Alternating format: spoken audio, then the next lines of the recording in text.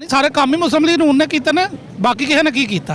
ਕਹਿੰਦੇ ਨੇ ਮੁਲਕ ਦਾ ਬੇੜਾ ਗਰਕ ਹੀ ਮੁਸਲਿਮ ਲੀਗ ਨੇ ਕੀਤਾ। ਵੇਖੋ ਸਨ 90 ਤੋਂ ਲੈ ਕੇ ਅਸੀਂ ਨਵਾਜ਼ ਸ਼ਰੀਫ ਨੂੰ ਜਾਣਦੇ ਆ, ਉਹਦੇ ਕੰਮ ਕੱਢਦੇ ਉਹਦੇ ਪਾਕਿਸਤਾਨ ਸਿਫਰ ਹੈ ਪੂਰੇ ਪਾਕਿਸਤਾਨ ਦੇ ਵਿੱਚ। ਚਲੋ ਕੋਈ ਬਾਕੀ ਕਿਸੇ ਨੇ ਕੋਈ ਕੰਮ ਕੀਤਾ, ਕੋਈ ਕੰਮ ਗਨਵਾ ਦਿਓ ਨਾ ਜਿਹੜੇ ਉਹਨਾਂ ਨੇ ਕੀਤੇ ਨੇ। ਪੂਰੇ ਮੁਲਕ 'ਚ ਮੋਟਰਵੇ ਦਾ ਜਾਲ ਕਿੰਨੇ ਵਿਛਾਇਆ? ਪੂਰੇ ਮੁਲਕ ਦੇ ਵਿੱਚ ਇਹ ਸਾਡੇ ਡਸਕੇ ਦੇ ਵਿੱਚ ਤੁਸੀਂ ਵੇਖ ਲਵੋ, ਇਹ ਜਿੰਨੇ ਸਕੂਲ ਕਾਲਜ ਨੇ ਮੀਆਂ ਨਵਾਜ਼ ਸ਼ਰੀਫ ਦਾ ਸਟੇਡੀਅਮ ਡਸਕੇ ਨੂੰ ਕਿੰਨੇ ਦਿੱਤਾ? ਨਵਾਜ਼ ਸ਼ਰੀਫ ਨੇ ਦਿੱਤਾ। ਉਸ ਤੋਂ ਇਲਾਵਾ ਵੀ ਹੋਰ ਵੀ ਕੋਈ ਜਿਹੜਾ ਕੰਮ ਉਹਦੇ ਕੰਮਾਂ ਤੋਂ ਇਲਾਵਾ ਕਿਸੇ ਦੂਸਰੇ ਦਾ ਕੋਈ ਕੰਮ ਗਨਵਾ ਦਿਓ। ਪੀਆਈ ਵਾਲੇ ਕਹਿੰਦੇ ਨੇ ਸਿਰਫ ਸੀਮੈਂਟ ਸਰੀਆ ਤੇ ਬਜਰੀ ਨਿਕਾਲ ਕੇ ਕੋਈ ਕੰਮ ਦਿਖਾ ਦਿਓ ਜਿਹੜਾ ਮੀਆਂ ਸਾਹਿਬ ਨੇ ਕੀਤਾ। ਕਹਿੰਦੇ ਨੇ ਇਹ ਤਾਂ ਕਰਦੇ ਨੇ ਕਿ ਉਹਨਾਂ ਦਾ ਆਪਣਾ ਕੰਮ ਹੈ। ਵੇਖੋ ਯੈਲੋ ਕੈਬ ਸਕੀਮ ਕਿੰਨੇ ਦਿੱਤੀ? ਨਵਾਜ਼ ਸ਼ਰੀਫ ਨੇ ਦਿੱਤੀ। ਉਸ ਤੋਂ ਬਾਅਦ ਕੈਰੀ ਡੱਬੇ ਕਿੰਨੇ ਦਿੱਤੇ? ਨਵਾਜ਼ ਸ਼ਰੀਫ ਨੇ ਦਿੱਤੇ। ਪੀਟੀਆਈ 4 ਸਾਲ ਰਹੀ, ਉਹਨੇ ਨਵਾਜ਼ ਸ਼ਰੀਫ ਨਾਲੋਂ 2 ਗੁਣਾ ਕਰਜ਼ਾ ਲਿਆ। ਮੁਲਕ 'ਚ ਕੀਤਾ ਕੀ? ਮੁਲਕ ਦੇ ਵਿੱਚ ਪੀਟੀਆਈ ਦਾ ਸਿਹਤ ਕਾਰਡ ਤੋਂ ਇਲਾਵਾ ਇਹ ਅੱਛਾ ਕਾਰਨਾਮਾ ਹੈ, ਮੈਂ ਮੰਨਣਾ। ਉਸ ਤੋਂ ਇਲਾਵਾ ਨਹੀਂ ਚਲੋ ਉਸ ਤੋਂ ਇਲਾਵਾ ਉਹਨਾਂ ਦਾ ਕੋਈ ਕੰਮ ਵਿਖਾ ਦਿਓ ਮੈਨੂੰ। ਸਾਨੂੰ ਉਹ ਵਿਖਾਇਆ, ਹੋਰ ਕੋਈ ਗਿਆ? ਸਾਡੇ ਤੇ ਮਸਲਤ ਬਜ਼ਦਾਰ ਕਰ ਦਿੱਤਾ ਗਿਆ। ਬਜ਼ਦਾਰ ਨੇ ਕੀ ਕੀਤਾ? ਪਾਕਿਸਤਾਨ ਦੇ ਵਿੱਚ ਹੁਣ ਜਿਹੜੇ ਕਾਰਨਾਮੇ ਖੁੱਲ੍ਹਦੇ ਨੇ ਪਏ, ਇਹ ਲੁੱਟਮਾਰ ਥੋੜੀ ਕੀਤੀ ਹੈ। ਇਹਨੇ ਪੀਟੀਆਈ ਨੇ ਲੁੱਟਮਾਰ ਤੋਂ ਇਲਾਵਾ ਕੀਤਾ ਕੀ ਕੁਝ? ਸਾਡੇ ਡਸਕੇ ਦੇ ਵਿੱਚ ਆਉਂਦੇ ਹਨ, ਮੈਂ ਅਲੀ ਅਸਦ ਮਲਦੀ ਸਾਹਿਬ ਆਉਂਦੇ ਹਨ, ਮੈਂ ਇਹ ਲੈਂਦਾ ਸਾਡੇ ਡਸਕੇ 'ਚ ਦੱਸੋ 1 ਰੁਪਈਏ ਦਾ ਕੰਮ ਹੋਇਆ ਹੋਵੇ? 4 ਸਾਲਾਂ ਦੌਰ ਦੇ ਵਿੱਚ ਇਹਨਾਂ ਦੀ ਹੁਕੂਮਤ ਰਹੀ ਹੈ। ਸਾਡੇ ਹਾਲਾਂ ਨਸ਼ੀਨ ਇਫਤਿਖਾਰ ਆਈ ਹੁਕੂਮਤ ਪੀਟੀਆਈ ਦੀ ਹੀ, ਉਹਨੇ ਇੱਥੇ ਪਾਸਪੋਰਟ ਆਫਿਸ ਦਾ ਦਫ਼ਤਰ ਲਿਆਂਦਾ, ਯੂਨੀਵਰਸਿਟੀ ਮਨਜ਼ੂਰ ਹੋ ਗਈ, ਕੰਮ ਹੋਣੇ ਸ਼ੁਰੂ ਹੋ ਗਏ। ਇਹਨਾਂ ਪੀਟੀਆਈ ਵਾਲਿਆਂ ਕੀ ਕੀਤਾ? ਕਹਿੰਦੇ ਉਹ ਕੁਝ ਨਹੀਂ ਪੀਟੀਆਈ ਨੇ ਕੀਤਾ। ਦੱਸੋ ਨਾ ਸਾਨੂੰ। ਇੱਥੇ ਐਮਐਨਏ ਤੇ ਨਸ਼ੀਨ ਇਫਤਿਖਾਰ ਸੀ। ਨਸ਼ੀਨ ਇਫਤਿਖਾਰ ਸੀ ਜਿਹਦੀ ਹੁਕੂਮਤ ਹੁੰਦੀ ਹੈ। ਦੇਖੋ ਨਾ, ਨਸ਼ੀਨ ਇਫਤਿਖਾਰ ਸੀ, ਉਸ ਤੋਂ ਪਹਿਲਾਂ ਉਹਨਾਂ ਦੇ ਵਾਲਦ ਸਾਹਿਬ ਸਨ। ਹੁਣ ਪਿਛਲੇ ਕਈਆਂ ਸਾਲਾਂ ਤੋਂ ਇਹਨਾਂ ਦੀ ਹੁਕੂਮਤ ਰਹੀ ਹੈ। ਡਸਕੇ ਸ਼ਹਿਰ ਦੀ ਸੀਵਰੇਜ ਦਾ ਸਿਸਟਮ ਦੇਖੋ, ਅੱਜ ਤੱਕ ਉਹ ਨਹੀਂ ਠੀਕ ਕਰ ਸਕੇ। ਸੀਵਰੇਜ ਦਾ ਸਿਸਟਮ ਵਾਕਈ ਠੀਕ ਨਹੀਂ ਹੋਇਆ, ਲੇਕਿਨ ਇਹ 8 ਸਾਲ ਮੁਸ਼ਰਫ ਦੀ ਹੁਕੂਮਤ ਵੀ ਰਹੀ, ਉਹਨਾਂ ਕੀਤਾ।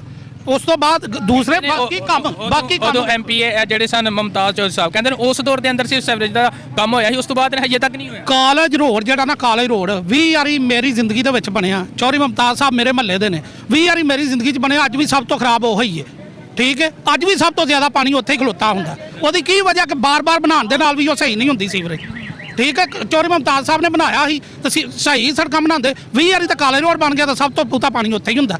ਜੇ ਕੰਮ ਮੈਂ ਮੰਨਣਾ ਉਹਨਾਂ 'ਚ ਵੀ 1000 ਖਾਮੀਆਂ ਹੋਣਗੀਆਂ, ਇਨਸ਼ਾਅੱਲਾ ਹੋਏਗਾ। ਅਗਰ ਹੋਏਗਾ ਵਜ਼ੀਰ ਆਜ਼ਮ ਕਿਸ ਨੂੰ ਦੇਖਦੇ? ਵਜ਼ੀਰ ਆਜ਼ਮ ਮੀਆਂ ਨਵਾਜ਼ ਸ਼ਰੀਫ, 100% ਮੀਆਂ ਨਵਾਜ਼ ਸ਼ਰੀਫ ਵਜ਼ੀਰ ਆਜ਼ਮ। ਨਵਾਜ਼ ਸ਼ਰੀਫ ਅਲਹਮਦੁਲਿਲਾ।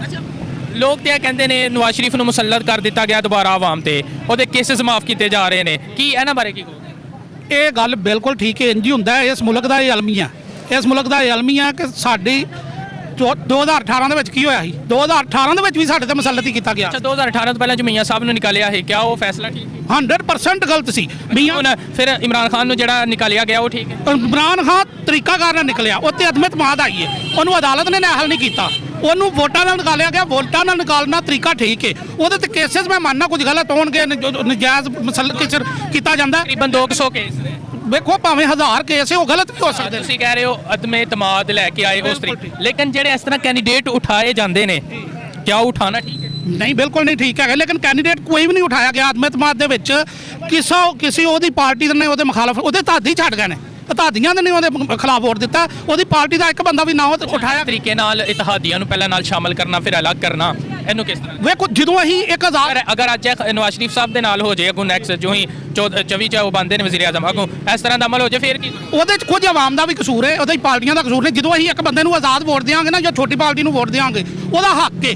ਕਿਉਂ ਜਿਹਦੀ ਆਪਣਾ ਮਫਾਦ ਜਿੱਥੇ ਮਰਜ਼ੀ ਵੇਖ ਕੇ ਹੁਣ ਬਲੋਚਿਸਤਾਨ ਦੇ ਜਿੰਨੇ ਐਮਪੀ ਐਮਐਨਏ ਨੇ ਕੀ ਕਰਦੇ ਨੇ ਉਹਨਾਂ, ਕਿਉਂਕਿ ਉਹ ਨਵਾਜ਼ ਸ਼ਰੀਫ ਸਾਹਿਬ ਮੁਲਾਕਾਤ ਕਰਕੇ ਆਏ ਨੇ ਥੋੜੇ ਦਿਨ ਪਹਿਲਾਂ। ਉਹੀ ਨਾ, ਮੈਂ ਉਹੀ ਗੱਲ ਕਰਨ ਲੱਗਾ ਵੀ ਉਹਨਾਂ ਨੂੰ ਜਿੱਥੇ ਜ਼ਾਤੀ ਮਫਾਦ ਨਜ਼ਰ ਆਉਂਦਾ ਉਧਰ ਚਲੇ ਜਾਂਦੇ ਨੇ। ਅਸੀਂ ਪਾਰਟੀ ਨੂੰ ਵੋਟ ਦਈਏ, ਪੀਟੀਆਈ ਵਾਲੇ ਪੀਟੀਆਈ ਨੂੰ ਵੋਟ ਦੇਣ। ਆਪੇ 'ਚ ਲੜਨ ਤੇ ਕਿਸੇ ਨੂੰ ਚੋਰ ਕਹਿਣ ਤੇ ਤੋਂ ਬਿਹਤਰ ਹੈ ਕਿ ਪਾਰਟੀ ਨੂੰ ਵੋਟ ਦੇਣ। ਉਹ ਪਾਰਟੀ ਜਿਹੜੀ ਹੈ ਜੋ ਫੈਸਲਾ ਕਰੇ ਉਹਨੂੰ ਹੁਕੂਮਤ ਕਰਨੀ ਚਾਹੀਦੀ ਹੈ ਕਾਨੂੰਨੀ ਤਰੀਕੇ ਨਾਲ।